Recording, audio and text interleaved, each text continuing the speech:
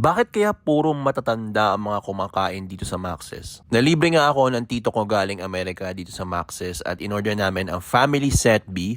Unang dumating sa set ay ang fresh lumpia na masarap pa din naman at hindi gaanong katamis yung sauce. Sunod yung kamote na so-so lang ang lasa. Yung sinigang nila ay authentic pa rin, lasang luto ng lola mo nung 90s.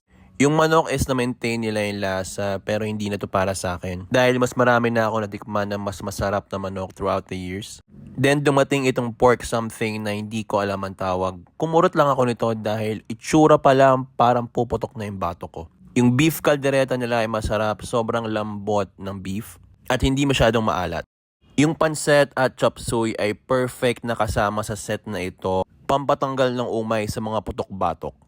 Yung dessert na kasama is buko pandan na perfect sa mga matatanda dahil hindi masyadong matamis. So bakit nga kaya puro matatanda ang mga kumakain dito sa Max's?